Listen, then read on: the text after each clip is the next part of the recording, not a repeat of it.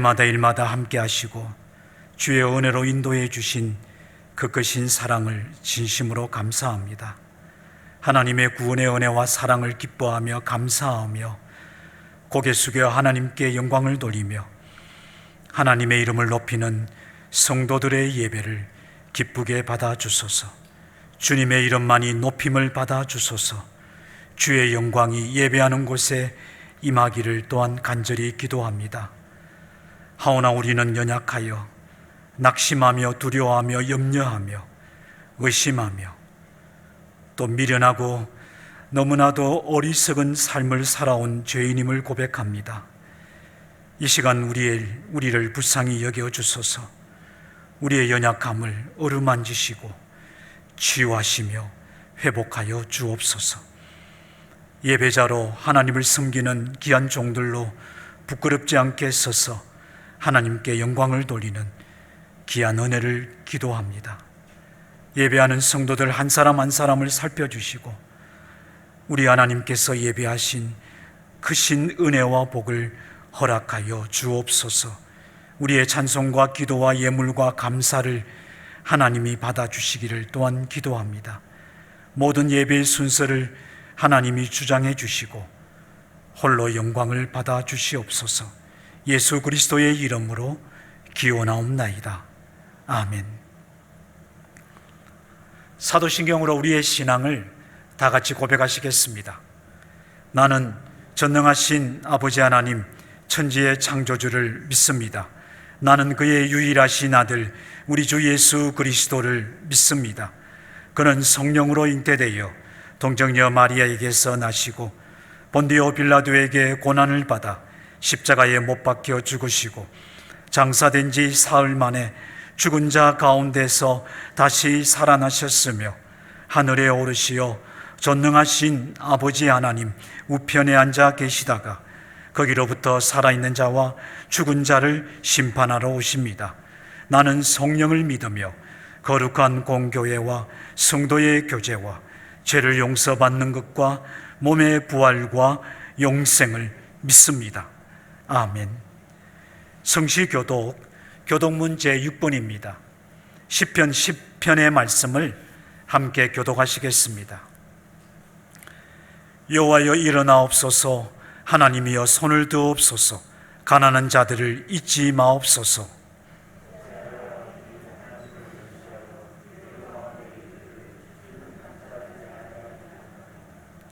주께서는 보셨나이다. 주는 재앙과 원한을 감찰하시고 주의 손으로 갚으려 하시오니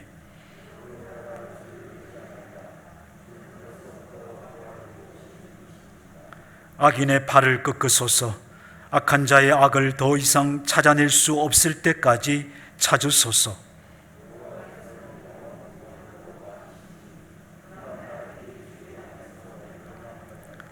여호와여 주는 겸손한 자의 소원을 들으셨사오니 고아와 압제 당하는 자를 위하여 심판하사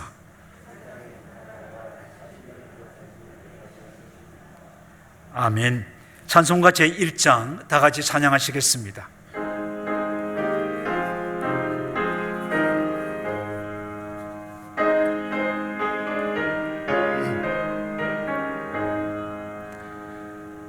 만복의 근원 하나님 온 백성 찬송 드리고 저 천사여 찬송하세.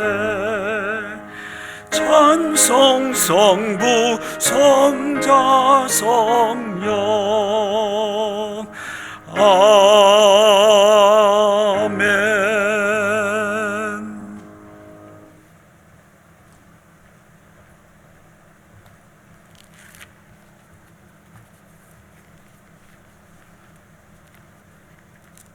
진리와 생명의 근원이 되시는 하나님 아버지, 하나님 아버지의 크신 사랑과 은혜로 저희들을 붙드시고 예배하는 자로 세워주심에 감사를 드립니다. 새해 첫 달을 은혜 가운데 지내게 하시고 새로운 달 2월 첫째 주일에 거룩하신 주님의 몸된 교회로 인도하여 주시어 예배드리게 하심에 감사를 드립니다. 이 거룩한 예배 가운데 소망이 넘치는 굳건한 믿음을 허락하여 주시고 하나님을 향한 열정과 사랑으로 채워 주시옵소서.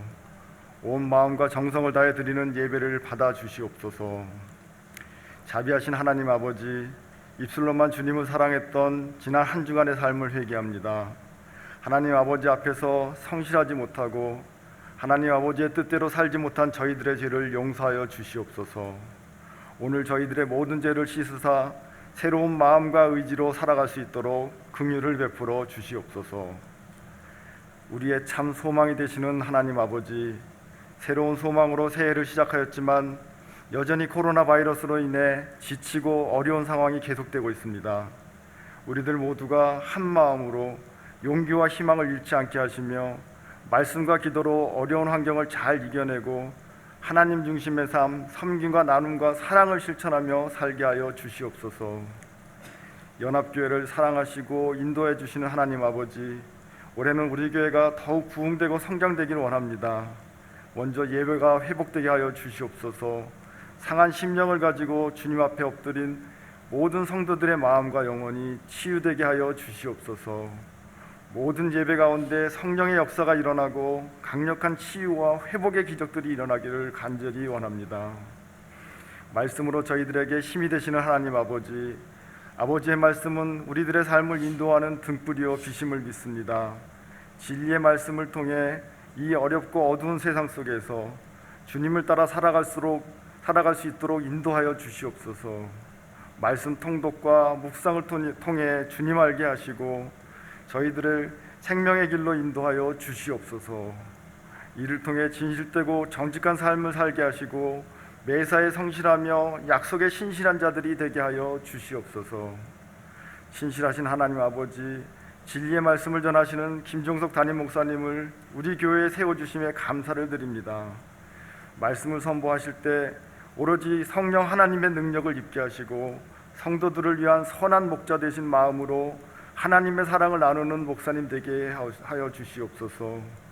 백광 목사님과 김정석 목사님에게도 동일한 은혜를 주시사 한 마음으로 하나님 기뻐하시는 아름다운 교회가 되게 하여 주시옵소서. 우리를 긍휼히 여기시는 하나님 아버지, 우리들의 부모님들과 연로하신 어르신들, 그리고 약해진 육신으로 인해 힘들어하는 모든 성도들이 주님께 의지합니다. 아픔과 답답함으로 인해 심령이 흔들리고 있습니다. 치유의 손길이 필요한 곳에 은혜를, 심령이 약해진 성도들에게 위로를 주시어 우리 모두가 회복의 은혜를 받기를 소망합니다. 또한 우리 연합교회 모든 성도들 가정마다 물질의 축복이 충만하고 모든 자녀들의 미래가 형통하게 하여 주시옵소서. 결혼을 꿈꾸는 청년들에게는 소중한 만남이 성사되고 진학과 취업을 준비하는 다음 세대에게는 주님 예비하신 그 길로 인도하여 주시옵소서. 오늘 우리들에게 선포되는 말씀이 우리들의 영혼을 깨우고 우리들의 삶을 변화시키며 우리들의 마음을 지배하여 기쁨으로 충만하게 하시옵소서. 말씀을 전하시는 목사님께 성령의 능력을 더하시어 갈급한 심령으로 주님 앞에 나온 저희들에게 이른 비와 늦은 비의 은혜를 부어 주시옵소서.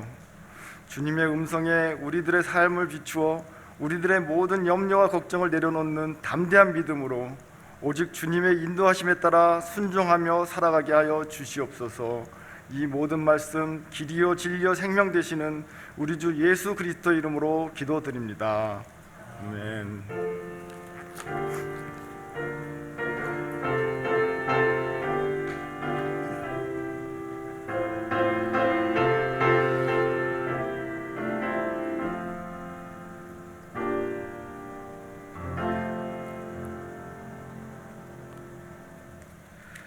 오늘 우리에게 주시는 하나님의 말씀은 구약성경 열왕기상 제19장 9절에서 18절까지의 말씀입니다. 우리가 이 말씀을 교독하시겠습니다. 19장 9절부터 제가 이 말씀을 읽겠습니다. 교독하십니다. 엘리야가 그곳 굴에 들어가 거기서 머물더니 여호와의 말씀이 그에게 임하여 이르시되 엘리야야 네가 어찌하여 여기 있느냐.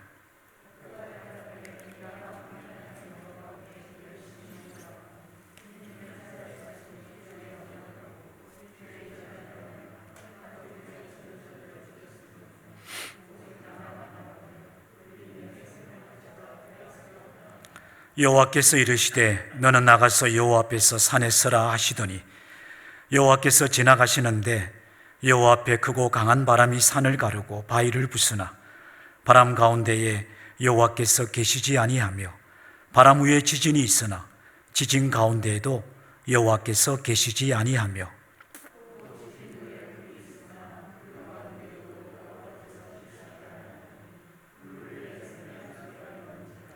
엘리야가 듣고 겉옷으로 얼굴을 가리고 나가 구러기에 섬에 소리가 그에게 임하여 이르시되 엘리야야 네가 어찌하여 여기 있느냐.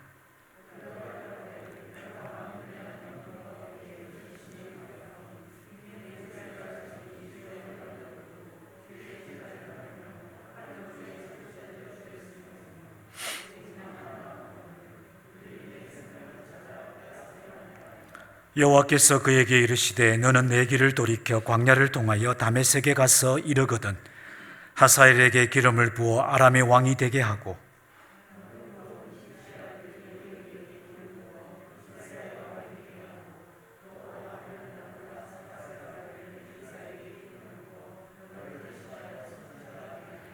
하사엘의 칼을 피하는 자를 예후가 죽일 것이요 예후의 칼을 피하는 자를 엘리사가 죽이리라.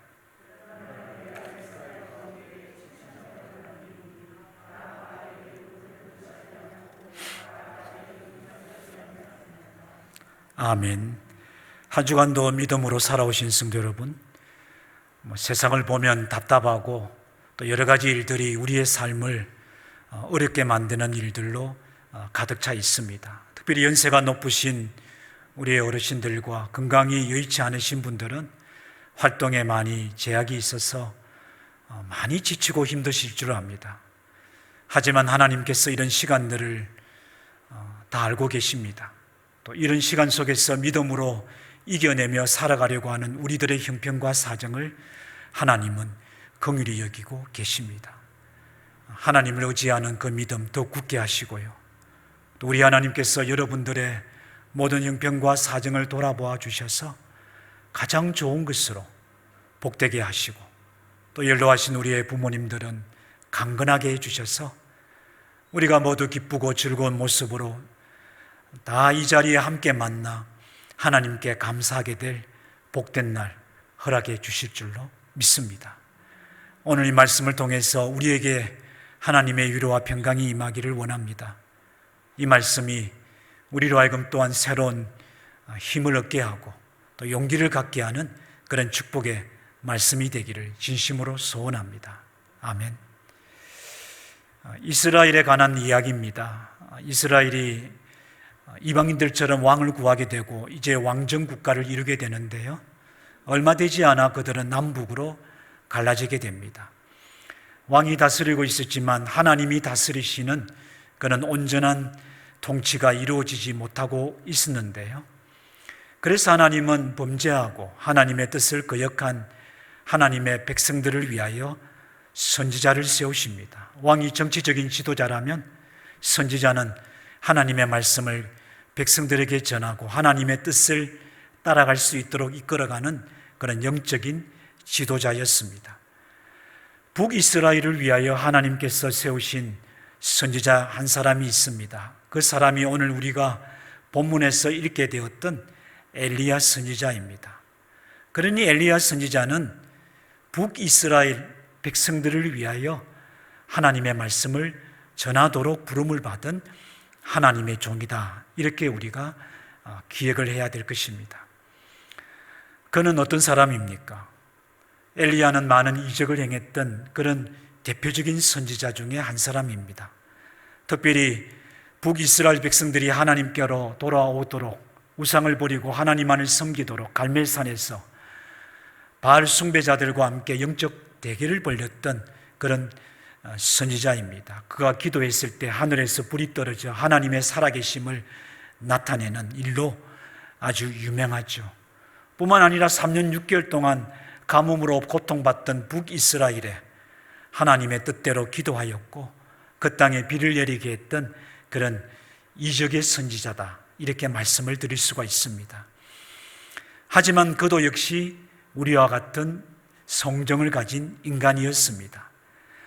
당시 북이스라엘의 왕이 아합인데요. 그 아합의 아내 이세벨은 철두철미 우상 숭배자였죠. 그가 엘리야를 죽여버리겠다라고 협박을 하게 됩니다. 그 소식을 전해 들었던 엘리야는 우리가 너무나도 잘 압니다. 놀라서 두려움에 빠져서 도망을 치게 됩니다. 그가 크게 근심하게 되고요. 두려움에 빠지게 됩니다. 뿐만 아니라 낙심하게 됩니다. 북이스라엘을 위한 선지자였지만 남쪽 유다 땅까지 그가 도망을 치게 되고요. 우리가 잘 아는 호렙산 한 동굴에 숨어 지내게 됩니다. 바로 그곳에 그런 엘리야에게 하나님께서 찾아오셨습니다. 그것이 오늘 우리가 읽은 본문의 배경이 되는데요. 우리는 성경을 너무나도 잘 알고 또 이것이 너무나도 당연한 것처럼 느껴져서 정말 하나님께서 역사하고 계시는 놀라운 일들이 얼마나 소중한지를 때때로 가볍게 생각할 수가 있습니다. 여러분, 하나님께서 찾아오셨습니다. 저는 이 말씀을 읽으며 낙심하고 두려움에 빠져있던, 인간적으로 보면은 너무나도 비겁하게 보이고 너무나도 약하게 보이는 그 선지자, 한때는 기적을 일으키며 이적을 행함으로 대단한 사람인 것처럼 보였는데 그도 그렇게 낙심하였고 약한 자리에 있었다는 사실이죠. 바로 그런 그를 하나님은 외면하지 아니하고 찾아오셨습니다. 하나님께서 찾아오셔서 엘리야에게 자신이 어떤 분이신지를 나타내 보여주십니다. 여러분, 이것만 해도 사실은 우리 인간이 상상할 수 없는 큰 은혜입니다. 전능하신 하나님, 위대하시고 높으신 하나님, 영생하시는 하나님이 하잘것없는 우리 인생, 그것도 잘 나가고 자랑할 만한 그런 삶의 자리에 있는 것이 아니라 스스로 돌이켜보아도 실망스럽고 연약한 자리에 처해 있음에도 그런 인생을 찾아오시고 하나님이 자기를 나타내 보여주셨다라는 것은 놀라운 은혜요, 사랑이라는 사실이죠. 오늘 본문 11절 하반절에서 12절에 엘리야에게 하나님이 어떻게 나타나시는지를 성경은 그 사실대로 기록하고 있습니다. 제가 이 말씀을 다시 한 번 더 읽겠습니다.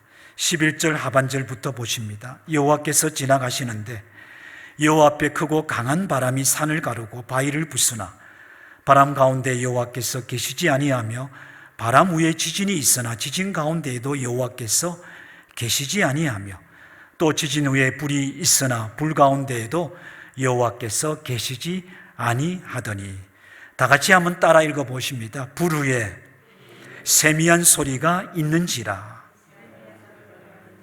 아멘. 일반적으로 강한 바람과 지진과 그리고 불은 하나님이 임재하심을 상징합니다. 그런데 엘리야에게 나타나셨던 하나님의 모습을 성경이 기록하면서 그런 바람과 지진과 불이 나타났음에도 불구하고 여호와께서 계시지 아니하였다, 이렇게 성경이 가르쳐주고 있는데요.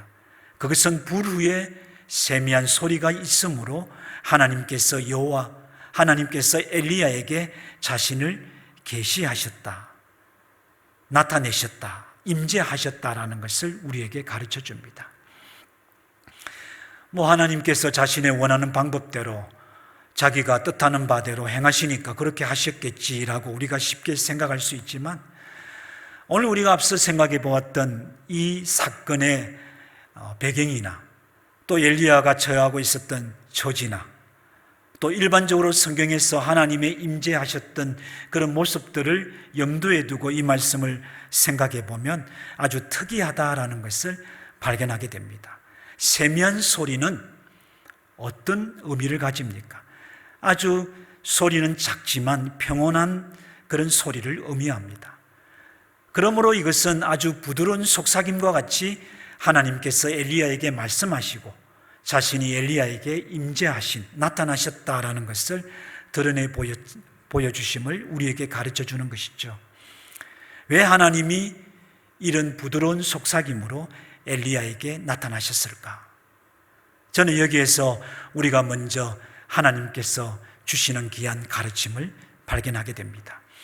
여러분, 지금까지 엘리야는 어떤 선지자였습니까? 그는 이적을 행했던 위대한 선지자입니다.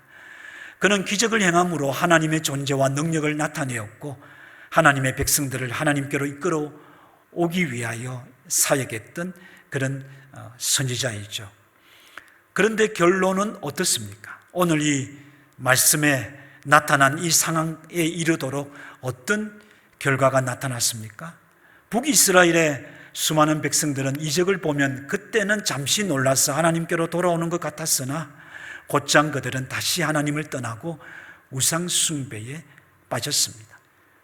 뿐만 아니라 이적을 행했던 엘리야도 지금은 지치고 고날 뿐 아니라 두려움과 낙심에 빠져 낮고 또 낮은 자리에 처해 있는 상황입니다.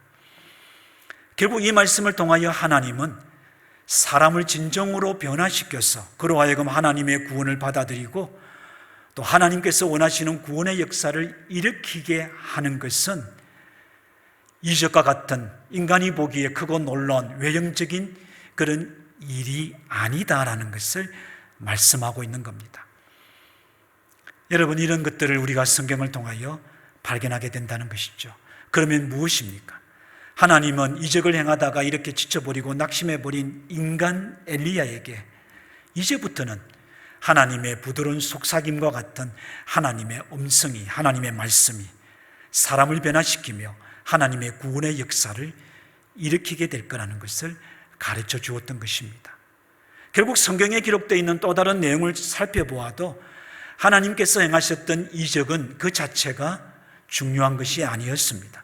하나님의 존재와 능력을 알리고 하나님의 구원을 받아들이도록 그들의 마음을 변화시키고 그들이 하나님을 알도록 하는 것이 목적이었다는 것입니다.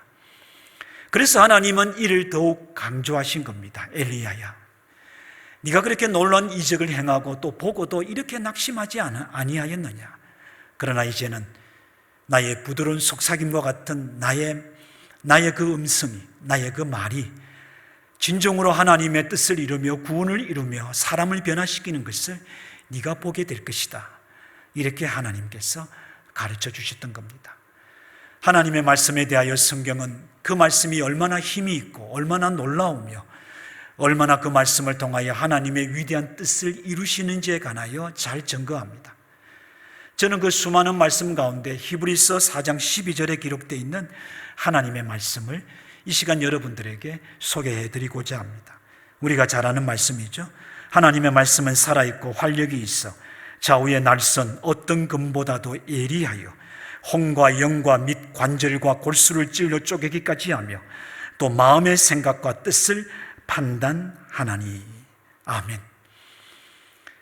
여러분, 이 말씀의 초반에 나와 있는 이 말씀이 요지입니다. 하나님의 말씀은 따라해 보실까요? 살아있고 활력이 있어. 하나님의 말씀은 그냥 기록된 인쇄물의 글자가 아니라는 거예요. 그냥 목사가 전하니까 전해지는 그냥 과거에 있었던 어떤 사람에 관한 이야기가 아니라는 겁니다. 이스라엘의 역사가 아니라는 겁니다. 하나님의 말씀은 살아있는 말씀입니다. 그리고 활력이 있다라고 기록이 되어 있는데 이 활력이 있다라고 하는 것은 힘이 있다라는 뜻을 가집니다. 뿐만 아니라 활동력이 있다라는 뜻도 가지고 있습니다. 이 말씀은 하나님의 말씀은 그 말씀 자체가 선포되고 그 말씀이 듣는 이의 마음에 받아지고 진정으로 그 말씀을 하나님의 말씀으로 받는다고 한다면 힘으로 나타난다는 거예요. 그를 변화시킬 힘이 있다는 겁니다. 뿐만 아니라 그의 삶에 어떤 변화가 일어나는지 그 활동력이 나타나게 된다는 것을 이 말씀은 가르쳐주고 있는 거예요. 아무리 사람이 위로하고 아무리 사람이 격려한다고 사람이 그 생각을 바꾸는 것은 아닙니다. 우리가 잘 압니다. 여러분, 누군가가 우리를 설득하려고 아무리 좋은 말 해보세요. 그것도 마음에 받아질 때 조금은 받아지지 어쩔 때는 한마디도 마음에 들어오지 않습니다. 어떤 분들은 귀에도 한 말씀도 받지 않아요. 그러나 하나님의 말씀은 살아있습니다. 이 말씀은 활력이 있습니다. 이 말씀이 하나님의 말씀으로 그에게 받아지기만 한다면 그는 변화될 것입니다. 그는 새롭게 될 것입니다. 그는 살아날 것입니다. 그래서 하나님의 말씀은 살아있는 말씀이라, 활력이 있는 말씀이라 성경은 가르쳐주고 있는 겁니다. 저와 여러분에게 들려지는 하나님의 말씀, 사람을 통하여 들려지지만 때로는 내 눈을 통하여 읽고 내 생각과 내 지식으로 이해하고 그렇게 받아지지만, 그러나 이 말씀이 하나님의 말씀으로 저와 여러분의 심령에 살아 역사하며 활력이 있는 말씀으로 우리의 삶을 새롭게 하며 하나님의 구원을 믿음으로 받아들이며 하나님을 소망하게 하는 힘 있는 말씀이 되기를 주님의 이름으로 축복합니다. 오늘 본문에는 그런 부드러운 속삭임으로 하나님께서 엘리야에게 말씀을 하셨는데요, 우리가 여기에 중요한 관점을 가지고 하나님이 엘리야에게 어떤 말씀을 하셨는가, 그 말씀을 함께 살펴보고자 합니다. 저는 이 말씀이 엘리야에게 하신 말씀뿐 아니라 오늘 예배하는 우리들에게 하신 말씀이라 그렇게 믿습니다. 만약 믿음의 낙심하고 또 여러 가지 어렵고 힘든 일들로 하나님을 의심하며 뒷걸음치고 있다라고, 그렇게 힘든 시간을 가지고 있다라고 생각하는 성도 여러분이 계신다면 오늘 그런 분들에게 하나님께서 부드러운 속삭임으로 심령 깊은 곳까지 말씀해 주기를 진심으로 소원합니다. 그 말씀이 여러분을 살리시고, 그 말씀이 여러분에게 다시 믿음을 회복시키시고, 그 말씀이 하나님을 더욱더 소망하게 하는 그런 귀한 역사가 일어나기를 주님의 이름으로 축복합니다. 여러분, 오늘 본문에는 부드러운 속삭임으로 엘리야에게 말씀하신 하나님의 음성을 우리가 크게 세 가지로 찾아보게 됩니다. 그 첫 번째는 9절 하반절과 13절 하반절 두 번에 걸쳐서 기록이 되어 있는데요, 우리가 잘 아는 말씀이죠. 엘리야야, 네가 어찌하여 여기 있느냐. 여러분, 다 같이 이 말씀을 우리가 함께 읽겠습니다. 시작. 엘리야야, 네가 어찌하여 여기 있느냐. 아멘. 여러분, 호렙산의 한 굴에 숨어있던 엘리야에게 하나님께서 찾아오시고 자신을 나타내시면서 엘리야에게 말씀하시는데, 첫 번째 말씀은 엘리야야, 네가 어찌하여 여기 있느냐. 어찌하여라는 이 말 때문에 마치 하나님이 엘리야의 형편과 사정을 잘 알지 못하셔서 이렇게 질문하고 계시는가라고 오해하는 분도 계시리라고 생각을 하고요, 어찌하여라고 하는 이 말 때문에 하나님이 지금 엘리야를 책망하고 마치 비난하고 계시구나, 우리가 그렇게 말을 하고 그런 표현을 쓰기 때문에 우리가 성경을 읽으면서 그런 생각을 가지게 됩니다. 하지만 이 말씀은 그런 뜻이 아닙니다. 하나님은 엘리야를 비난하거나 책망하지도 않으시고요, 하나님은 전지하신 하나님이십니다. 모든 것을 다 아시기 때문에 모르셔서 마치 엘리야에게 물어보시고 그의 답변을 기다리듯 질문하신 것은 결코 아닙니다. 그러면 이것은 어떤 음성일까요? 여러분, 이 말씀은 성경 원문에는 엘리야야, 지금 너는 무엇을 하고 있느냐 이렇게 기록이 되어 있습니다. 엘리야의 이름을 부르시고 너는 지금 무엇을 하고 있느냐 이렇게 질문하셨는데요, 이 질문의 의도와 내용은 무엇일까? 이 성경 전체의 내용을 통하여 우리는 이해하게 됩니다. 이것은 엘리야를 일깨우신 하나님의 음성이다. 저는 그렇게 여러분들에게 말씀드리고 싶습니다. 하나님이 북이스라엘의 백성을 위하여 그들에게 하나님의 뜻을 전하며 하나님께로 돌아오도록 그렇게 선지자로 부르셨는데, 엘리야가 지금 그 선지자로서의 사명을 잊어버리고 있다는 거예요. 북이스라엘에서 열심히 말씀을 전하고 있어야 될 선지자가 남유다 땅에 내려와 있고요, 하나님을 떠난 백성들 앞에 서서 하나님의 말씀을 외쳐야 될 선지자가 굴에 갇혀 숨어서 아무것도 하지 아니하고 낙심하여 있었다는 겁니다. 바로 그런 엘리야를 너는 누구이냐? 내가 너를 어떤 사람으로 불렀느냐? 선지자란 사실을 일깨우시고요, 북이스라엘 백성을 위하여 부름을 받았다는 그 부르심을 하나님께서 일깨워 주셨다는 사실입니다. 하나님의 부드러운 음성, 그 속삭임은 바로 이런 일깨움의 음성이다라는 것을 우리는 여기에서 발견하게 됩니다. 지치고 피곤했던 엘리야, 두려움과 낭망에 빠져서 아무것도 할 수 없는 그런 두 손을 놓아버린 엘리야였지만 하나님은 그에게 그가 어떤 사람이며 그가 어떤 삶을 살아야 할 사람인지를 일깨우셨다는 것인데요. 이런 하나님의 음성에서 우리는 하나님의 긍휼과 변함없는 하나님의 사랑을 발견하게 됩니다. 우리가 멋대로 살아가고 또 우리가 믿음으로 하나님을 섬기는 것처럼 이리 뛰고 저리 뛰다가 곧장 낙심하기도 하고 우리가 흔히 시험이라고 하는 그런 어려운 일들을 만나서 주저앉아 있는 순간에도 사람 때문에 마음이 상했어요. 일하다가 지쳤어요. 내가 하나님을 믿다가 내가 하나님을 의심하는 마음이 들었어요 하며 얼마나 이유가 많습니까? 얼마나 우리는 할 말이 많습니까? 그렇지만 그냥 주저앉아 있는 우리들, 그런 우리들에게 하나님은 엘리야에게 하셨던 이 음성으로 찾아오고 계십니다. 여러분, 이사야 42장 3절 상반절의 말씀을 보면 이런 하나님의 긍휼과 사랑이 어떠한지를 우리가 발견하게 되는데요. 아주 귀중한 말씀입니다. 너무나도 은혜로운 말씀입니다. 상한 갈대를 꺾지 아니하며 꺼져가는 등불을 끄지 아니하고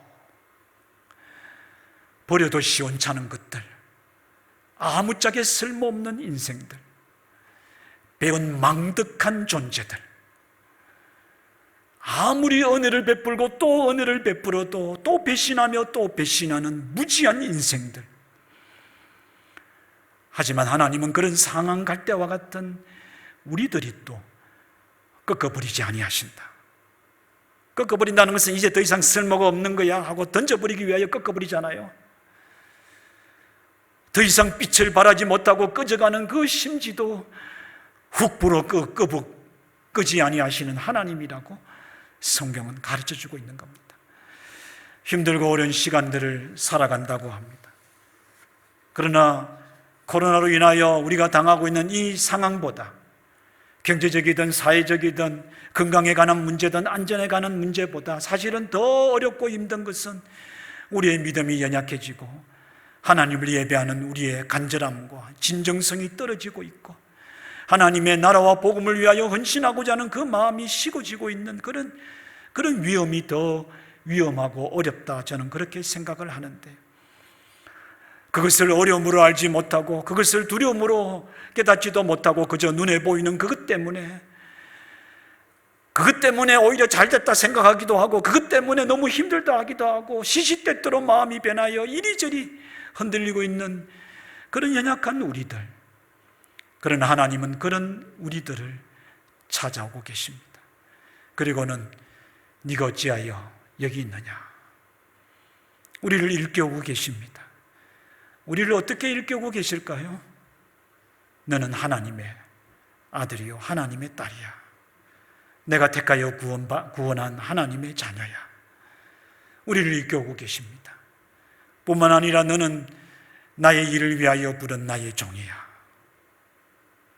내가 나를 위하여 세운 나의 종이야. 네가 있어야 할 자리가 어디에 있느냐? 네가 나의 부름을 받고 따라가며 쫓아가야 할 것이 무엇이냐 하며 하나님은 일깨우고 계십니다. 엘리야야, 네가 어찌하여 여기 있느냐? 이 음성은 오늘 우리들을 향한 하나님의 음성입니다. 이 음성을 감사함으로 받으며 하나님의 긍휼과 사랑을 더욱 깊이 깨달으며 부르심에 응답할 수 있는 성도들이 되시기를 주님의 이름으로 축복합니다. 하지만 오늘 본문에는 이런 하나님의 지극하신 긍휼과 사랑의 그 속삭임을 듣고도 그 뜻을 온전히 이해하지 못했던 엘리야의 연약한 모습을 보게 됩니다. 엘리야는 하나님께서 네가 어찌하여 여기 있느냐라고 물어보셨는데 그 하나님의 음성의 그 질문의 뜻을 온전히 이해하지 못하고 엉뚱한 대답을 합니다. 그 대답이 바로 10절에 기록이 되어 있습니다. 그가 대답하되 내가 만군의 하나님 여호와께 열심히 유별하오리. 이는 이스라엘 자손이 주의 언약을 버리고 주의 제단을 헐며 칼로 주의 선지자들을 죽였음이오며 오직 나만 남았거늘 그들이 내 생명을 찾아 빼앗으려 하나이다.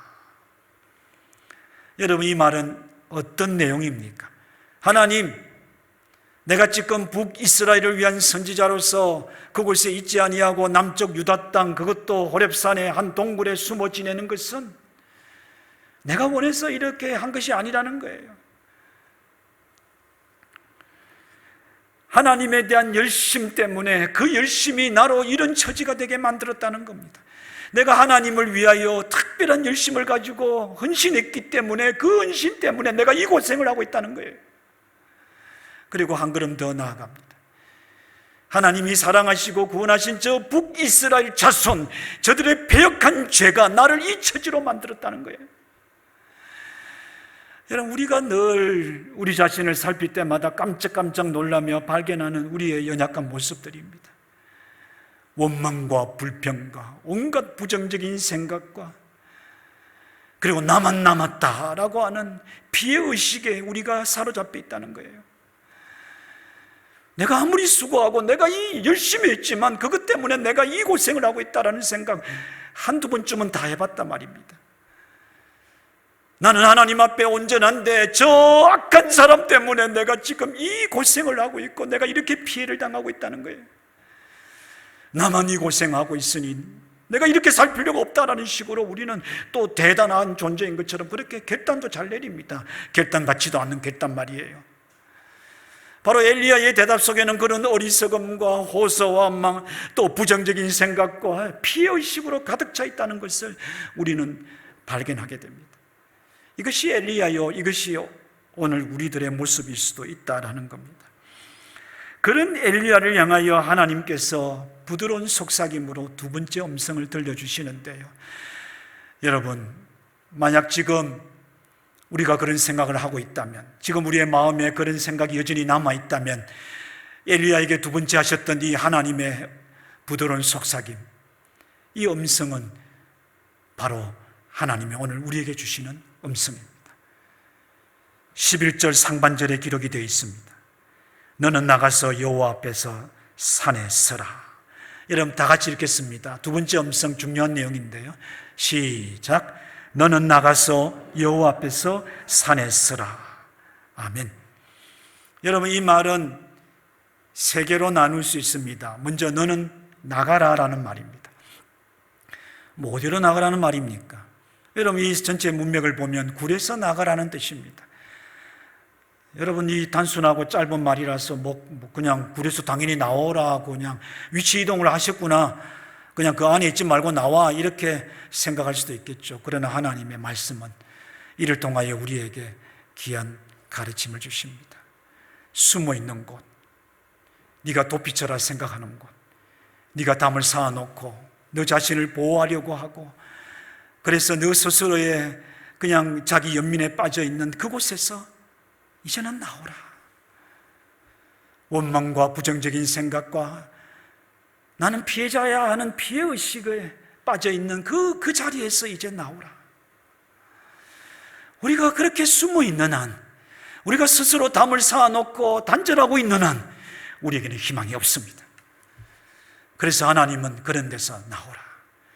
우리가 원망과 부정적인 생각과 자기 피해의식에 가득 차서 내가 다른 사람들 때문에 내가 누군가에 의해서 이 고생을 하고 내가 지금 이렇게 어려운 환경에 빠져 있어 라고 생각하는 한, 그 생각에서 빠져나오지 않은 한 우리는 새로운 소망이 없습니다. 그래서 하나님은 그런 곳에서 나오라. 이 시간 하나님이 말씀하십니다. 나오라. 그 굴에서 나오라. 담을 쌓아놓은 데서 빨리 나오라.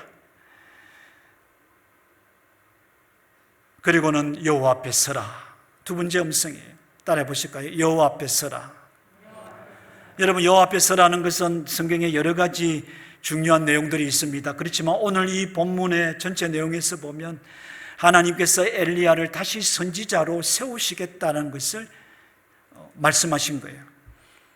네가 형편이 없고 네가 이렇게 부정적이고 네가 스스로 동굴에 들어가서 자신의 삶을 이렇게 어두운 도피자로 만들고 있지만 그러나 나는 너를 나의 종으로 세우겠다. 여러분, 저는 이런 말씀을 읽을 때마다 하나님 너무 사랑이 많으시구나. 우리 인간은 한두 해 경험해보고 이 사람은 틀렸어, 몇 번 경험해보고 아유, 저 사람은 상대할 존재가 못 돼. 다 그렇게 생각합니다. 다 그렇게 살아갑니다. 만약 하나님께서 우리를 향하여 그렇게 하신다면 하나님 앞에 남아있을 자가 누구일까? 그런데 하나님 말씀하십니다. 엘리야야, 굴에서 나오고 내가 너를 다시 선지자로 세우겠다. 나의 종으로 내가 너를 세우겠다. 그리고는 뭐라고 말합니까? 말씀하십니까? 산에 서라. 여러분, 산에 서라는 것은 바로 하나님께서 엘리야를 다시 선지자로 하나님의 종으로 세우겠다라고 하는 그 뜻을 강조하시며 가르치신 말씀이에요. 산에 서라라고 하는 이 말씀의 원문에는 그 산이라고 나와 있습니다. 여러분, 이 산은 호렙산이죠. 지금 이 본문에 호렙산이라고 분명히 기록이 되어 있습니다. 그런데 성경은 그 산이라고 기록합니다. 이는 매우 깊은 의미를 가지고 있습니다. 이것을 신학적인 해석이라고 합니다. 이 산은 하나님이 모세를 부르셨던 산을 다시 의미하고 있는 겁니다. 하나님께서 모세에게 민족을 구원하라고 하는 사명을 주셨던 그 산을 산이라고 다시 언급하신 거예요. 그리고는 그 모세에게 종으로 부르시고 종으로 세우시고 사명을 맡기시면서 하나님의 영광을 보여주셨던 그 산, 바로 그 산에 네가 서라. 엘리야에게 그렇게 선언하신 겁니다. 이 말씀은 모세를 부르니까 모세를 부르신 하나님이 너를 부르고 있다는 거예요. 모세를 세우시니까 엘리야를 세우고 있다는 것을 말씀하는 겁니다. 모세에게 하나님의 영광을 나타내시니까 엘리야에게도 하나님의 영광을 보여주겠다 하며 그 산에 서라. 그러므로 굴에서 나와서 여호와 앞에 서고 그리고 산에 서라라고 하는 이 말씀은 두 가지의 큰 뜻을 엘리야에게 말씀하시고 오늘 우리들에게도 말씀하시는 거예요. 첫 번째는 하나님의 주권에 대한 선언이십니다. 내가 내 뜻대로 하겠다. 하나님의 주권과 그 뜻이 얼마나 위대한지를 하나님이 선언하신 거예요. 아무리 보잘것없고 아무리 낙심해 있고 아무리 이제는 쓸모없이 보이는 인생이라도 내가 하고자 하면 한다는 거예요. 그것이 하나님의 뜻을 이런 식으로 하나님께서 말씀하신 겁니다.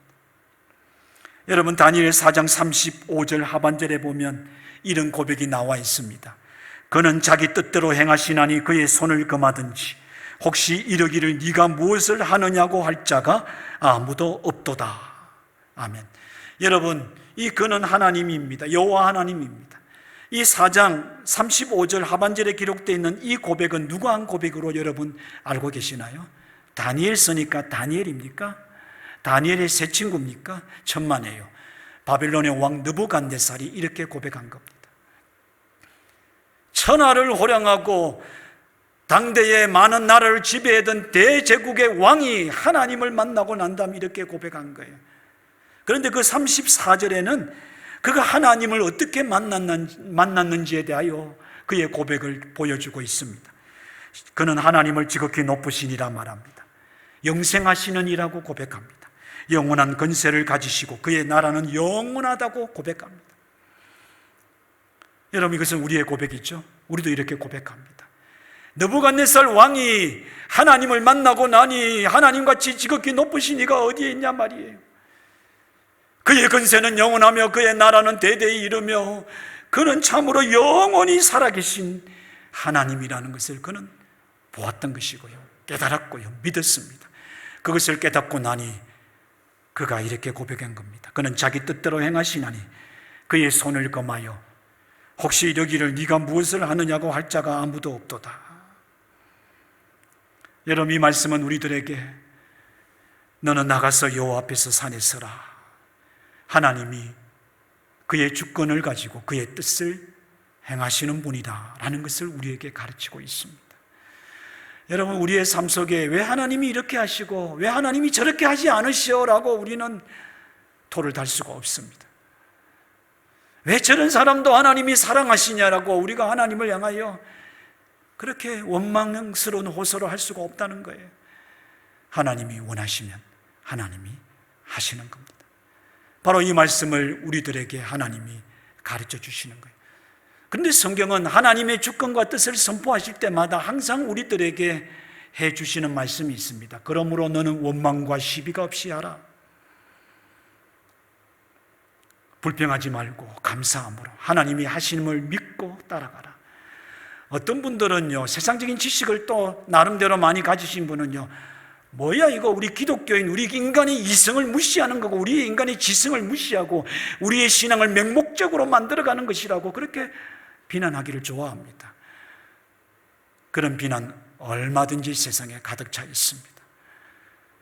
그런 눈으로 보면 비난할 것이 그것뿐이겠습니까? 그러나 하나님을 만나고 나면, 여러분, 느부갓네살이 위대한 왕이 하나님의 존재를 만나고 나니까 어떻게 되었죠?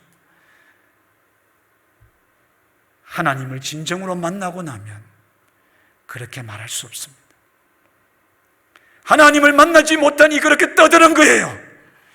하나님을 알지 못하는 이가 그렇게 대단한 믿음의 사람인 양 그렇게 함부로 말하는 거예요. 그러나 하나님이 어떤 분이신지를 만나면 그는 지극히 높으신 분이시며 영생하시는 이시며 나라를 다스리시며 영원한 권세로 그의 나라는 대대에 이를 거라는 것을 고백하게 되어 있는 거예요. 그렇게 고백하게 되면 그가 원하시는 대로 하실 것입니다. 누가 여기에 대하여 감히 왜 그러하시냐라고 물을 자가 있습니까? 라고 말하게 되어 있다는 거예요. 여러분, 오늘 이 말씀은 우리들에게 그런 귀한 가르침을 주고 있습니다. 우리의 눈으로 받아들일 수 없고 때로는 이해도 안 되고 내가 생각해 보니까 영 시원찮게 보이는 일들이 세상에는 많을 수 있어요. 교회 안에도 많을 수가 있습니다. 그럼에도 불구하고 우리가 그럴 때마다 고백해야 됩니다. 하나님이 이 세상의 주인이십니다. 하나님이 우리의 삶의 주인이십니다. 하나님이 우리 교회의 주인이십니다. 하나님의 뜻이 이루어질 것입니다. 하나님의 뜻대로 이루어 주시옵소서. 인간의 뜻이 이루어지지 말게 하시고 하나님의 뜻대로 행하소서라고 우리는 기도하며 하나님의 주권을 고백해야 될 것입니다. 또 오늘 이 말씀을 통하여, 이 두 번째 말씀을 통하여 하나님이 가르치시는 바가 있습니다. 그것은 하나님이 연약한 종을 다시 세우셔서 그의 뜻을 이루신다는 것을 보여주시면서 로마서 11장 29절에 있는 말씀, 이 말씀을 통하여 우리에게 이를 설명해 주시는 것 같습니다. 하나님의 은사와 부르심에는 후회하심이 없느니라. 아멘. 하나님이 엘리야를 선택하시고 부르셨기에, 그의 종으로 삼으셨기에 하나님은 후회하지 않으시는 분이라는 것을 이 말씀을 보여주시는 거예요. 여러분, 여기서 후회하심이 없느니라 라고 하는 이 말은 우리 인간의 언어로 생각하니까 이해가 잘 돼요. 그러나 이 후회하심이 없느니라는 로마서 11장 29절에 기록되어 있는 이 말씀의 원래의 뜻은요, 취소할 수 없다. 한 가지가 더 있습니다. 변경할 수 없다. 이렇게 기록이 되어 있습니다. 하나님이 우리를 부르시고 우리에게 어떤 직분이든 사명이든 어떤 재능이든 무엇인가를 우리에게 은혜의 선물로 허락해 주십니다. 이렇게 주신 것은 취소하지 않으십니다. 변경하지 않으십니다. 우리가 이것을 버리지 않은 한, 우리가 하나님을 모른다고 하지 않은 한, 이것이 우리에게는 아무 의미가 없다고 우리가 던져버리며 우리가 사용하지 않는 한, 우리가 연약하고 부끄러워도 하나님은 연약한 우리들을 세우셔서 그의 부르심과 은사에는 취소도 없고 변경도 없다라고 하는 하나님의 그 진리대로 하나님의 뜻을 이루어 가시는 겁니다. 그러므로 우리를 부르신 하나님, 우리를 자녀로 삼으신 하나님, 우리에게 재능과 은사를 주시고 우리에게 하나님을 위하여 기쁘신 뜻을 가지고 소원을 두고 기도하게 하시는 하나님, 취소하지 아니하실 것입니다. 바꾸지 아니하실 것입니다. 낙심하지 말아야 한다라는 것을 깨닫게 됩니다. 사랑하는 성도 여러분, 하나님이 오늘 또 우리를 찾아오셔서 부드러운 음성으로 너는 나가서 여호와 앞에 서서 산에 서라, 이렇게 말씀하고 계십니다. 내가 내 뜻을 이룰 것이며 그 뜻을 위하여 너를 택하고 너를 불렀으니 낙심하지 마라, 두려워하지 마라. 우리 하나님의 따뜻한 음성, 하나님께서 우리 모두에게 주신 음성으로 받는 귀한 은혜가 있기를 주님의 이름으로 축복합니다. 여러분, 엘리야를 이렇게 하나님의 산 호렙 앞에 세우시죠. 이제 굴에서 끄집어내셨습니다. 그리고는 이전에 모세에게 그의 영광을 보여주셨던 것처럼 바로 그 산, 하나님의 산 호렙에서 그 앞에 서 있는 연약한 엘리야에게 하나님께서 그의 영광을 보여주십니다. 하나님의 임재로 나타내셨던 것이죠. 우리가 앞서 읽었던 11절 하반절과 12절에 바로 그런 하나님의 임재의 모습이 보이는데, 하나님이 어떻게 임재하셨습니까? 부드러운 음성으로 그에게 임재하셨습니다. 그리고는 13절 하반절에 보면 엘리야야 네가 어찌하여 여기 있느냐. 앞서 하나님이 하셨던 말씀을 또 하신 거예요. 엘리야를 계속 일깨우고 계신 하나님이라는 것을 보여줍니다. 하나님은 엘리야의 지금 마음을 알고 계세요. 그 영적 상태를 알고 계세요.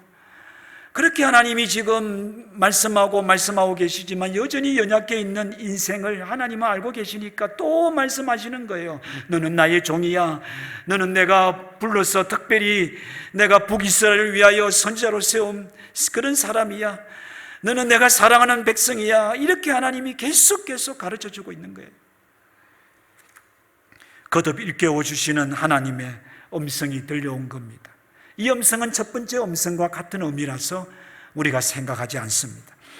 그런데 엘리야가 이 대답을 듣고는 뭐라고, 하나님의 이 질문을 듣고 뭐라고 대답을 합니까? 이 엘리야가 성경에 보면 글자 한 자 안 틀리고 똑같은 대답을 합니다.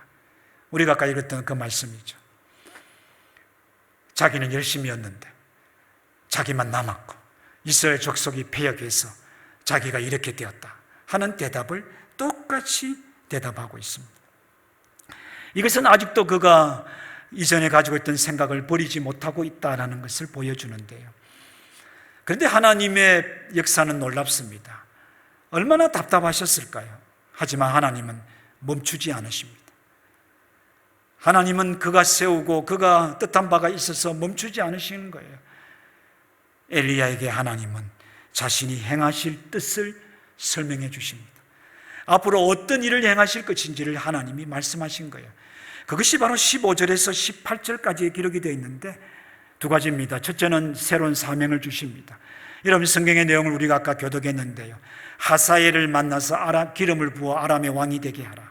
예후를 만나 기름을 부어 이스라엘의 왕으로 삼아라. 엘리사를 너의 후계자로 삼아 선지자로 세우라. 여러분, 왕에 관한 이야기들입니다. 나라에 관한 이야기들입니다. 하나님의 선지자에 관한 위대한 하나님의 계획을 그에게 맡기신 거예요. 그리고는 이스라엘 백성들 가운데 바알에게 입맞추지도 아니하고 절하지도 아니하는 믿음의 사람 7,000명을 내가 남겨두겠다. 엘리야가 나 혼자만 남았다라고 하니까 하나님이 7,000명의 믿음의 사람을 남겨두시겠다라고 말씀을 하셨습니다. 이제 엘리야의 사역의 길에 하나님께서 그 말씀대로 어떤 역사가 이루어질 것인지를 그에게 미리 밝혀 설명해 주신 겁니다. 여러분, 이 말씀은 역사의 주인이시며 자기의 뜻대로 모든 것을 행하시는 하나님이라는 걸 보여주십니다. 하나님께서 나라의 왕을, 그가 원하는 사람을 마음대로 세우고 계십니다. 또 민족을 이끌어갈 영적 지도자도 하나님이 세우신 겁니다. 하나님이 세우신 모든 지도자들이 하나님의 뜻에 의하여 이렇게 세움받게 된다는 것을 보여줍니다. 지금 하나님은 이를 거듭해서 말씀하고 계신 거예요. 엘리야를 향하여 또 말씀하고 계신 거예요. 엘리야야, 하나님이 어떤 분인지를 좀 알아라는 거예요. 하나님이 절대 주권과 그리고 그 뜻을 행하시는 위대한 분이라는 것을 하나님은 엘리야가 알기를 원하셨던 거예요.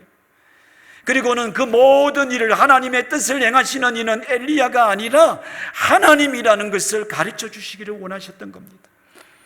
뜻을 세우시는 이도 하나님이시며 그 뜻을 이루시는 분도 하나님이시다는 것을 이 말씀은 가르쳐 주고 있는 겁니다. 여러분, 이것을 우리의 신앙의 고백으로 받아들여야 됩니다. 아주 중요한 말씀을 가르쳐 주고 있는 겁니다. 우리가 뜻을 세우고 우리가 그 뜻을 이루는 것이 아닙니다. 하나님이 뜻을 세우시고 그 뜻을 친히 이루어 가십니다. 우리는 그 뜻을 이루는 데 사용되는 하나님의 도구들입니다.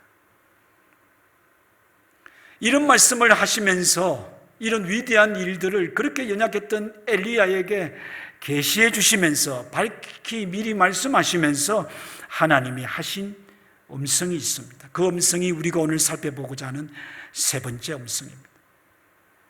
15절 상반절입니다. 너는 내 길을 돌이키라. 여러분 다 같이 큰 소리를 읽겠습니다. 시작. 너는 내 길을 돌이키라. 아멘. 이것이 엘리야에게 하셨던 하나님의 부드러운 속삭임입니다. 하나님의 부드러운 음성입니다. 내 길을 돌이키라는 것은 방향을 바꾸라는 그런 단순한 의미가 아닙니다. 오늘 이 말씀은 하나님의 말씀을 따르는 길로 이제는 나아가라. 하나님의 부르심을 따라 살아가는 그 길로 나아가라. 하나님께서 원하시는 새로운 삶을 살아가야 한다라는 것을 말씀하셨던 거예요. 여러분, 우리는 세 음성을 살펴보았습니다. 첫 번째 음성은 무엇이었습니까? 엘리야가 어떤 존재인지를 일깨우시는 음성입니다. 네가 어찌하여 여기 있느냐. 두 번째 음성은 무엇입니까? 잘못된 자리에서 빨리 다시 나오고 하나님이 어떤 뜻을 가지시고 그를 여전히 사용하신다는 것을 새롭게 세우시는 것을 말씀하신 음성이었죠. 세 번째는 무엇입니까? 이제 그것은 우리가 해야 할 일들입니다. 우리에게 주시는 결단의 요청의 말씀입니다. 내 길을 돌이켜라. 이제는 새롭게 살아라. 지금까지 살아오던 그 방법대로, 생각대로, 그 고집대로 하나도 달라지지 아니하고 끝까지 가서는 안 된다는 거예요. 우리가 아니 죽을 때까지 저 사람은 안 바뀔 거야 라는 사람이 있는데요, 그리스도인들에게 해당되는 말씀은 아닙니다. 그리스도인들은 바뀌어야 될 사람입니다. 그리스도인들은 새로운 삶을 날마다 살아가야 될 사람입니다. 여러분, 베드로가 이를 잘 가르쳤습니다. 베드로전서 4장 2절입니다. 다시 사람의 정욕을 따르지 않고 하나님의 뜻을 따라 육체의 남은 때를 살게 하려 함이라. 아멘. 제발 네가 좋아하는 대로 살려고 하지 말라는 거예요. 네가 생각하던 대로, 네 방식대로 제발 좀 고집을 그만 부리라는 거예요. 그것으로 족하다. 그런데 베드로가 이 말씀을 가르치면서 앞에 한 말이 아주 중요합니다. 왜 그리스도께서 고난을 받으셨는가? 왜 그리스도께서 십자가에 달려 죽으셨는가를 설명하면서 이제는 우리로 이전에 자기의 정욕을 쫓아 살아가던 것들을 떠나버리고 이제는 다시는 그런 옛 생활을 벗어버리고 새로운 삶을 살아가는 그 삶을 위하여 그리스도께서 고난받으시고 십자가의 죽음을 당하셨다. 바로 이것을 가르쳤던 겁니다. 여러분, 저와 여러분은 예수 그리스도의 십자가의 고난을 믿습니다. 그리고 그 고난이 단순한 역사적인 사건이 아니라 우리의 죄를 사하며 우리를 하나님의 그런 약속하신 영원한 생명을 얻게 하는 하나님의 자녀 되게 하며 그래서 죽음에서 영생으로 옮기기 위하여 당하신 고난이며 죽음이라는 것을 믿고 있습니다. 그것을 믿는다면 이제 말씀을 우리에게 전하고 계십니다. 돌이켜라. 새롭게 살아라. 여러분, 40이 되면, 나이 40이 되면 대부분 생각을 안 바꾼다고 합니다. 만약 우리가 생각을 바꾸지 못한다면 우리에게는 소망이 없습니다. 40이 지나면 지금까지 살아오고 믿고 있고 취하던 방식과 생각과 그런 것들을 바꾸기 어렵다고 합니다. 그래서 우리는 이런 말씀을 볼 때마다 하나님 앞에 붙잡아야 됩니다. 특히 나이가 드신 분들, 이제 좀 세상 물정도 알고 경험도 있고 나름 세상을 살아가는 방법도 몸에 터득한 분들, 나름 이렇게 살면은 앞으로 생활은 문제가 없다라고 생각하고 자신 있다고 생각하시는 그런 분들, 그러나 하나님은 말씀하십니다. 내 길을 돌이켜라. 우리가 바꿔야 됩니다. 새로워져야 됩니다. 하나님이 우리를 부르시고 우리에게 원하시는 그 새로운 삶을 향하여 우리의 삶을 돌이켜야 됩니다. 새롭게 살아가야 됩니다. 그만이 새로운 살 길로 나아가게 되고요, 그만이 새 생명 예수 안에서 영생을 얻는 영광에 이르게 될 것입니다. 돌이키지 않는 한 생명은 없습니다. 돌이키지 않는 한 그에게 약속한 것은 아무것도 이루어지지 않을 겁니다. 여러분, 이것이 오늘 예레미야에게 나타나셔서 하나님께서 부드러운 음성으로 속삭여 주셨던 말씀입니다. 이 말씀이 사람을 바꾸는 말씀이라고, 이 말씀이 구원을 얻게 하는 말씀이라고 성경은 가르쳐주고 있습니다. 오늘 이 말씀은 우리 모두에게 주시는 말씀인데요, 저는 이 말씀을 보면서 이렇게 여러분들과 함께 결론이자 또 우리의 기도의 제목을 나누고자 합니다. 여러분, 하나님은 우리가 하나님의 뜻을 따라서 살기를 원하고 계신다. 다시 기억해야 될 내용입니다. 하나님이 우리에게 원하시는 겁니다. 그리고 또 한 가지가 있습니다. 그런 하나님의 뜻을 우리로 깨달아 가도록 하나님은 날마다 일깨워 주신다. 생각하게 하십니다. 우리가 그렇게 알도록, 다시 깨달아 알도록 일깨워 주십니다. 그리고 하나님은 그렇게 살아가기를 원하며 하나님 앞에 엎드리면 그런 우리들을 붙잡으시고 살아가도록 도와주십니다. 연약하고 피곤하고 지친 엘리야, 하나님이 말씀하시고 그의 임재를 보여주셨지만 여전히 엉뚱한 생각에 사로잡혀서 그렇게 힘들어했던 엘리야, 하지만 하나님은 그런 엘리야에게 계속해서 말씀하시고 하나님의 뜻을 보여주셨습니다. 변하지 않는 하나님의 사랑, 포기하지 않는 하나님의 사랑이 오늘도 우리를 붙잡으시고 이끌어가고 계십니다. 그 사랑의 음성을 이 시간 듣고 대답할 수 있는 귀한 성도들이 되기를 주님의 이름으로 축복합니다. 다 같이 찬송하시겠습니다. 528장. 여러분, 이 찬송을 우리의 신앙의 고백으로, 또 우리의 마음에서 우리를 부르시는 성령의 음성으로 그렇게 기억하며 이 찬송을 하나님 앞에 드리시겠습니다. 좀 빠르게 찬송하시겠습니다.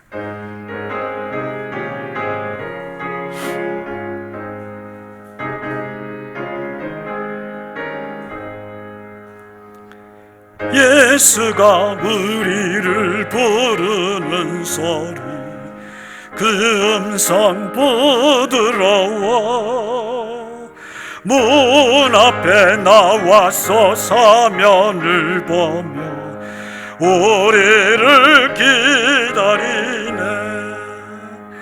오라 오라 방황치 말고 오라. 죄 있는 자들아 이리로 오라. 주 예수 앞에 오라. 간절히 오라고 부르실 때에 우리는 지체하랴. 주님의 은혜를 왜 아니 받고 못 들은 채 하려나. 오라 오라 방황치 말고 오라. 죄 있는 자들아 이리로 주 예수 앞에 오라. 세월이 쌀같이 빠르게 지나 쾌락이 끝이 나고 사망의 그늘이 너와 내 앞에 둘리며 가리우네. 오라 오라 방황치 말고 오라.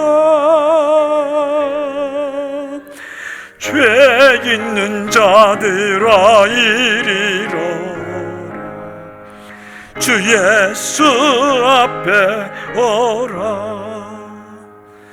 우리를 위하여 예비해 두신 영원한 집이 있어 죄 많은 세상을 떠나게 될 때 영접해 주시겠네. 오라 오라 방황치 말고 오라 죄 있는 자들아 이리로라 주 예수 앞에 오라. 아멘. 바친 예물을 위하여 봉헌기도 드리시겠습니다. 하나님 감사합니다. 주의 사랑하는 자녀들이 하나님의 구원의 은혜와 그 크신 사랑을 기뻐하며 감사하며 하나님 앞에 귀한 예물을 드립니다. 믿음으로 소득의 11조를 구별하여 드리오니 받아주소서. 베푸신 은혜에 감사하오며 또 하나님께서 행하신 일들을 믿음으로 미리 감사하여 감사의 예물을 드립니다. 주의 나라를 위하여 성경금을 드립니다. 나보다 어렵고 힘든 이웃을 위하여 구제헌금을 드리며 주의 이름금을 드리며 맡겨주신 직분에 충성하며 향기나는 예물로 하나님 앞에 드립니다. 하나님이 모든 것 기쁘게 받아주소서. 주의 나라와 복음을 위하여 거룩하게 서여지게 하옵소서. 믿음대로 축복하소서. 감사는 더욱 넘쳐나게 하옵소서. 이웃과 세상을 축복하는 통로로 살아가게 하옵소서. 착하고 충성된 종으로 존귀하게 하옵소서. 하나님께는 영광이요 드리는 자들에게는 큰 기쁨이 되게 하여 주시옵소서. 예수님의 이름으로 기도하옵나이다. 아멘.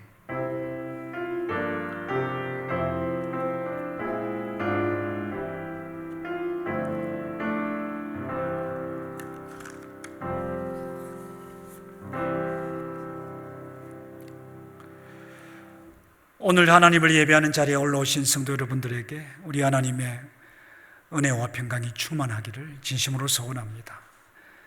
특별히 교회에 나오셔서 예배하고 싶어도 나오지 못하시는 연로하신 우리의 어르신들, 또 우리의 어린아이를 둔 부모님들, 하나님께서 여러분들을 위로해 주시기를 또한 주님의 이름으로 축복합니다.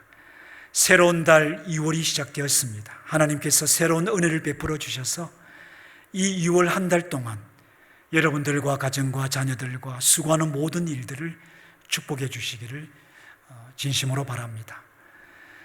2월 한 달 동안은 우리 주일학교의 자녀들과 함께 연합 예배로 드립니다. 하나님께서 예배를 기쁘게 받아 주실 줄로 믿습니다.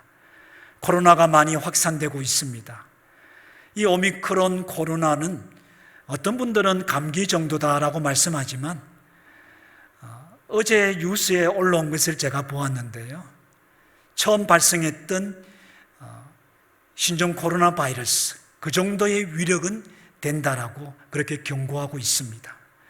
연세가 높으시거나 질병이 있으시는 분들, 또 몸이 연약해진 성도님들은 조심하시라라는 그런 뜻으로 저는 받아들입니다. 좀 답답하시겠지만 방역 수칙도 잘 지켜주시고 여러분들 활동하실 때 조심하셔서 건강하시고 안전하시기를 진심으로 소원하고 또 그렇게 기도합니다.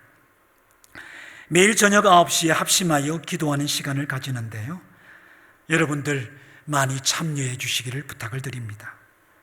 오늘부터 시작하기로 했던 성경 통독반은 코로나 확산으로 인하여 연기하기로 결정했습니다. 신청하신 분들에게는 참 죄송하다 이렇게 말씀을 드리고요.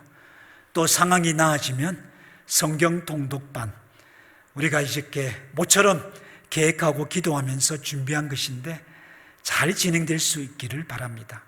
성도 여러분들의 양해와 기도를 부탁을 드립니다. 오늘 예배에 우리 김지문 선교사님께서 함께 또 사모님과 함께 참석해 주셨습니다. 우리 교회에 오신 분들은 다 보실 수 있는데요. 우리 박수로 환영하겠습니다. 반갑습니다. 환영합니다. 그래서 댁에 계신 분들은 선교사님이 오셨는지 안 오셨는지 얼굴을 못 보시기 때문에 오늘 540장 찬송 후의 축도를 우리 김시문 목사님 단에 올라오셔서 해 주시기를 부탁을 드립니다. 지금 올라오시기를 바랍니다. 다 같이 자리에서 일어나셔서 찬송가 540장 하나님 앞에 찬양 드리시겠습니다. 힘차게 이 찬양을 하나님 앞에 드리십니다.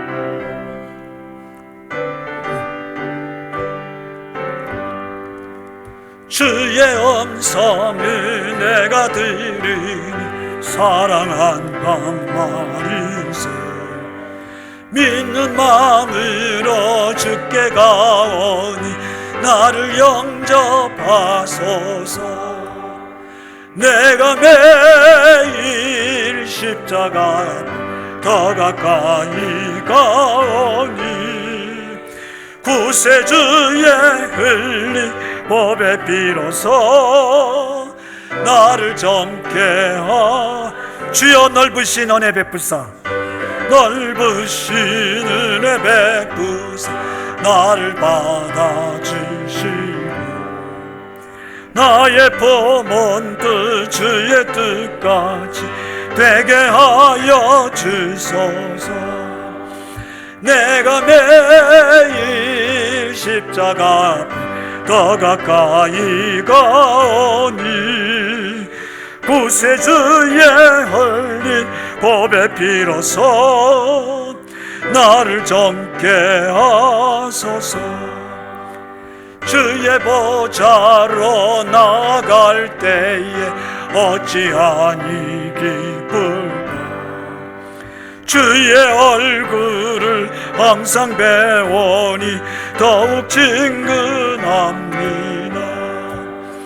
내가 매일 십자가 더 가까이 가오니 구세주의 흘린 법에 비로소 나를 젊게 하소서.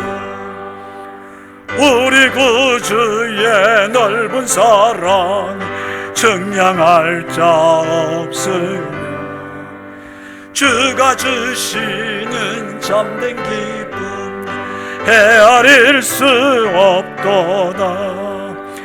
내가 매일 십자가 앞에 더 가까이 가오니 구세주의 홀린 법에 비로소 나를 젊게 하소서. 아멘.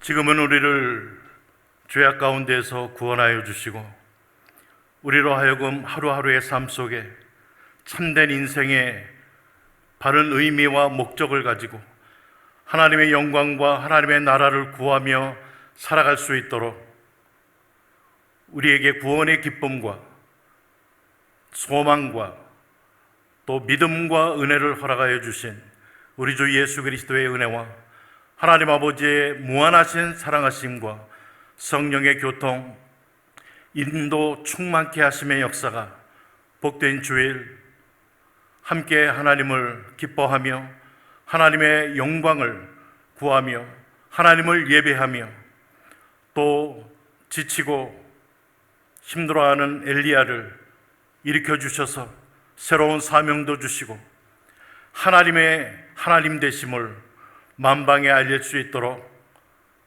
사명을 허락하여 주신 그 사명을 붙들고 오늘 힘든 때를 살아가지만 우리도 믿음으로 일어나 하나님께서 은혜 주시는 대로 하나님의 영광을 구하며 살아갈 수 있도록 역사해 주신 그 하나님을 믿고 믿음으로 살아가고자 오늘 마음에 결심하며 하나님 앞에 기도하며 이 전을 떠나가는 사랑하는 연합교회 우리 모든 성도님들, 가정과 자녀와 사업장과 또 하나님 앞에 올려드리는 모든 부르짖는 기도의 제목들, 또한 섬기는 우리 칠레 한인연합교회 위에 지금으로부터 영원토록 함께 있을지어다.